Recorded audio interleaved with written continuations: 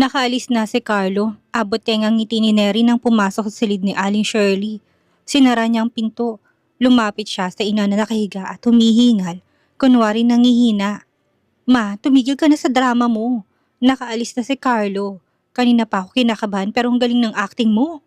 Ay anak, kung hindi tayo kikilos, agad ay mawawalang pagkakataon nating makabingwit ka ng gwapong mayaman na mag-aahon sa atin sa kahirapan. Lalo na nahuli na ng pulis si Don Maximo. Ma, hindi natin hayaang mawalang pagkakataong ito. Si Carlo lang ang sagot sa lahat ng hirap natin. Sa wakas ay may pagkakataon tayong makaahon at magkaroon ng magandang katayuan sa lipunan. Buti na lang, ang bilis ng utak ko. Anak, gawin mong lahat. Kausapin mo siya. Sabihin mong baka ito nang huling hiling ng nanay mo. Oo ma, ako nang bahala. Hindi na siya makakatanggi. Mapapapayag ko rin siya. May tumawag lang kanina kaya naputol ang usapan namin. Basta galingan niyo ang acting. Nakausap ko ng doktor at nurse. Nagabot ako ng pera. Puhunan natin kumbaga. Ani ang sumilay ang ngiti sa labi. Napatawa si Aling Shirley. Mahinang hagikik na sinabayan ng pagkukunwaring ubong at hindi makahinga. Yan ang anak ko. Manang-mana ka talaga sa akin. Hindi kagaya ni Ligaya. Hindi na tayo babalik sa puti kung hawak na natin ang ginto. Ma, matagal ko nang gustong itanong ito. Ano yun? Si Ligaya? Ampun ba siya? Hindi kaagad sumagot ang ina. Naya may bumuntong hininga ito at isinandal ang likod sa hospital bed. Hindi ko siya inampun. Pero hindi ko rin siya anak. Ha? Anong ibig mo sabihin? Saan mo siya nakuha? Nalaki ang mata niya. May dumating na dating kaibigan ko. May dalang batang babae na nasa 3 taong gulang. Nilapitan ako. Nagabot ng sobre. Kapalit daw ng pananahimik ko. Sabi niya, itago kong bata. Palakihin ko raw at walang dapat na makaalam ng kaugnayan niya sa bata. Makapangyarihan ng taong yun. Binayaran ka para palakihin siya? Oo, hindi ko alam kung sinong tunay niyang mga magulang. Pero alam ko, hindi siya galing sa mahirap. Ang mga suot niya kahit na bata pa lang ay puro mamahalin. At ang perang inabot sa akin ng dating kaibigan ay sapat para mabuhay kami ng ilang taon. Nagpakita na ba ulit ang kaibigan niyo? Hindi nga eh, pero mapanganib ang taong yun. Alam kong kapag nagsalita ako ay katapusan ko na. Mas matindi pa kay Don Maximo, kaya manahimik tayong dalawa. Kung ganun ay baka mayaman ang pinanggalingan niya. Baka kaya hinahanap siya. Walang makakakilala sa kanya hanggat hindi nakikilala ang lalaki nagbigay sa akin sa sanggol. Huwag na nating pag-usapan yan. Mag-focus tayo sa magandang buhay na naghihintay sa'yo anak. Ako ang bahala. Kailangan mapakasalan ako ni Carlo. Ang bracelet na sinasabi ni Carlo ay may ganun si Ligaya. Kailangan makuha ko yun. Anak, matalino ka talaga. Pero mag-ingat ka. Si Ligaya, hindi basta-basta. Baka maagawan ka pa ng magandang buhay. Kaya nga kailangan ko siyang tuluyang mailayo kay Carlo. Tumatawag si Ligaya kay Carlo. Kinakabahan siya. Baka galit ang binata ng iwan niya. Nang marinig ang sagot sa kabilang linya, halos mawala ang kanyang tinig. Carlo, ako to, si Ligaya. Bakit ka napatawag? Maari ba tayong magkita? May mga bagay akong kailangang ipaliwanag. Sa wakas, gusto kong sabihin sa iyong totoo. Ayoko makipagkita o kahit na makipag-usap sa'yo. Nagdesisyon ka na, hindi ba? Anito sabay putol ang tawag. Tinawagan niya si Jacob upang ipahanap kung saan tumutuloy si Carlo. At ilang minuto lang may pinadala na itong address. Hindi siya nag-aksaya ng oras at sumakay ng jeep patungo sa kondong inuupahan nito. Nagulat pa siya nang batiin siya ng receptionist at bigyan ng kopya ng keycard. Ganon kalakas si Jacob, ngunit hindi niya ginamit ang susi. Marahan siyang kumatok sa pinto. Bumukas ang pinto. Ang malamig na ekspresyon ng mukha ni Carlo bubungad sa kanya. Bakit ka nandito? Anitong hindi siya inimbitahang pumasok sa loob. Kailangan nating mag-usap. Kailangan mong malaman ng totoo. Huwag na tayo maglokohan pa. Lumalapit ka ngayon sa akin dahil wala ka nang mapuntahan? Nahuli na ang iligal na gawain ni Don Maximo. Sira ng pangarap mong magbuhay, Reyna? Anitong nangangalit ang ngipin. Carlo, hindi mo naintindihan. Aniyang nanginginig ang boses. Ano pa bang hindi ko maintindihan ha, Ligaya? Nilapitan kita't niyaya pero anong sabi mo? Mas pinili mo si Don Maximo. Dahil mayaman siya at gusto mo ng pera niya. Hindi totoo yan. Aniyang umiiyak na. Talaga, Ligaya? Hindi mo ko maluloko. Bakit nung nahuli siya bigla ka nagpakita? Akala mo siguro makakalapit ka pa sa akin ulit? Nagkakamali ka. Gold digger witch? Hindi ako gold digger, Carlo. Nagsinungaling ako sa'yo. dahil kailangan kong protektahan ka. Hindi ko pwedeng isama ka sa panganib na pinasok ko. Aniyang napapikit sa braso ng binata. Cut the crap, hindi mo ko mapapaikot sa palad mo. Ayaw mo maghirap ako na gagawin mong panakip-buta sa plano mong palpak. Makinig ka sa akin. Nagsasabi ako ng totoo, hindi na kita papayagang makapasok sa mundo ko. Walang puwang ang mga kagaya mo. Carlo, mahal kita. Yan ang totoo. Tapos ng kaso ni Don Maximo, binigyan mo ng pagkakataong patunayan ng aniyang naninikip ang dibdib. Ligaya, hindi mo na kailangan patunayan pa. Dahil hindi na mahalaga. Anong ibig mong sabihin? Hindi na mahalaga dahil tapos na rin tayo. Ibabalita ko sa'yo na nakita ko ng babaeng papakasalan ko. Siya good woman. Malayo sa'yo. Hindi totoo yan, Carlo. Alam ko masama lang loob mo dahil iniwan kita. Well, I realize hindi naman talaga kita gusto. Sakit ko na talagang maging obsessed kahit sa walang kwentang tao o bagay. Luckily dumating ng babaeng papakasalan ko. Parang pinagbagsakan siya ng mundo. Unti-unti nawala na lakas ang kanyang tuhod. Napatigil siya. Hindi makapagsalita. Tumulong luha sa kanyang pisngi. Nadinig na lamang niya na malakas sa pagsara ng pinto ng kondo. Walang nagawa si Ligaya, kung hindi ang umalis na muna. Tulala siya habang naglalakad. Tinawagan siya ni Crystal at sinabing nasa ospital daw ang ina na ikinagulat niya. Kahit pa hindi siya minahal ng ina ay labis pa rin ang pag-aalala niya dito. Agad siyang tumungo sa ospital. Nilapitan niya si Nanay Shirley nakaupo sa kama. Nay, ano nangyari? Bakit hindi niyo malang ako sinabihan na nasa ospital pala kayo? Nako, baka madamay pa kami sa hulihan kay Don Maximo. Huwag ka munang lalapit sa amin at mas mainam kung lumayo ka na ng tuluyan. Singhal nito. Hindi niya ininda ang sinabi ng ina. Sanay na siya sa trato nito.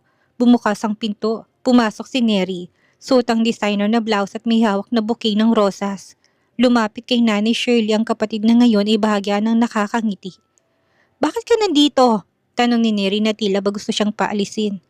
Natural na sa ospital si nanay kaya ako nandito. Salitan tayo sa pag-alaga sa kanya. Maayos ng kalagayan niya, tugon ni Neri. Pero kailangan pa ng ilang araw na pahinga at kung talagang concern ka, ay umalis ka na. Alam mong naha-high blood si mama kapag nakikita ka. Inaalagaan ako ni Neri, kaya lumayas ka na. Hindi ka namin kailangan. Baka idami mo pa kami sa gulo kay Don Maximo. Magsasalita pa sana siya ngunit tinaboy na siya ng kapatid at itinulak palabas. Nakaupo si Ligaya sa reception ng kondo. May dalang paper bag na may lamang pagkain para kay Carlo. Lumipas ang ilang oras. Ilang beses siyang tiningnan ng guard, ilang beses na rin kintuban na baka hindi na dumating si Carlo. Pero nanatili siyang naghihintay. Dumating si Carlo. Gabing-gabi na, hawak ang telepono. Kasama nito si Harris. Nakita kagad siya. Napatigil ito saglit pero kagad ding naglakad palapit na mukhang itataboy siya. Anong ginagawa mo dito? Anitong malamig pa sa yelo. Tumayo siya kaagad at marahang ngumiti. Carlo, dinalang kita ng pagkain. Baka hindi ka pa kumakain. Inabot niya ang paper bag. Nilapit ito kay Carlo na hindi naman tinignan ang laman. Anong susunod? Flowers? Love letter? Sarkastikong sabi ng binata. Gusto ko lang sanang makinig ka sa paliwanag ko. Tapos na tayo at wala na tayong dapat pag-usapan. Umalis ka na at huwag ka nang babalik pa. Hindi kumibo si Ligaya. Nakayuko siya. Nangingilid ang luha. Hindi ko inaasahang patawarin mo ko. Gusto ko lang sanang malaman mong mahal kita tinanggihan kong sumama sa'yo upang iligtas ka sa kapahamakan. Hayaan mo suyuin kita. Ani ang inabot ulit ang pagkain. Tumitig si Carlos sa kanya sa kamarahang tinulak pabalik ang paper bag. Hindi ko kailangan yan at hindi kita kailangan sa buhay ko, Ligaya. Tumalikod na ang binata. Umalis ito nang hindi lumilingon. Naiiwan siya sa lobby. Bitbit muli ang paper bag na tila naging napakabigat sa kanyang mga kamay. Magkasamang pumasok sa shop sina Carlo at Neri. Nakalingkis ang kamay ni Neri sa braso ng binata at masiglang nagtuturo ng singsing. Maayos ang bihis at gamit ay puro mamahalin. Alam mo ba, nung tinulungan kita dati, hindi ko inakala na aabot tayo sa ganito. Noon nakala ko hindi mo na ako maalala. Pero bumalik ka at hinahanap mo ko. Napakasaya ko. Hindi ko makakalimutan ng batang babaeng tumulong sa akin noon. Kung hindi dahil sa'yo, baka wala na ako ngayon dito. Hindi mo alam kung gaano ko kasi nagtagpo ang mga landas natin. Nahiya nga lang ako at ang dami mong regalo at ibinibigay sa akin. Ligaya, you deserve this. Pumili ka ng alahas na gusto mo. Pati si Nanay Shirley, ipili mo na rin. Napangiti si Neri. Kunwaring naiiyak sa tuwa. Wait lang, punta lang ako ng comfort room. Paalam ni Neri, naiwan si Carlo tumingin ng mga relo. Pumasok si Ligaya sa shop para tanungin kung available pa ang silver na hikaw na kita niya online para sa kaibigang si Cristel. Dahil malapit ng birthday nito, paglingon niya ay bumungad sa kanya si Carlo, nakatalikod sa glass counter. Hawak ang isang relo. Saglit siyang natigilan.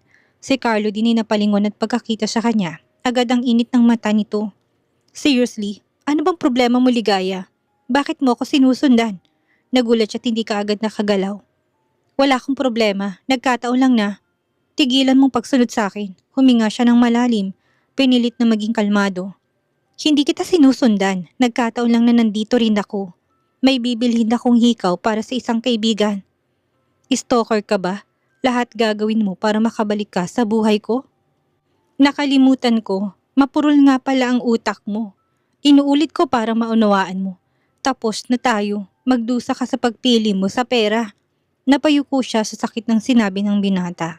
Gusto niyang ipaliwanag ngunit alam niyang saradong puso nito. Hindi niya rin maitanggi ang kirot nang mapansin ng dalawang relo na hawak ni Carlo. I'm with my future wife. I want you to meet her. Napalunok siya. Hindi niya yata kayang makitang may kasamang iba si Carlo. Hindi pa man ay nginangat-ngat ng selos ang puso niya.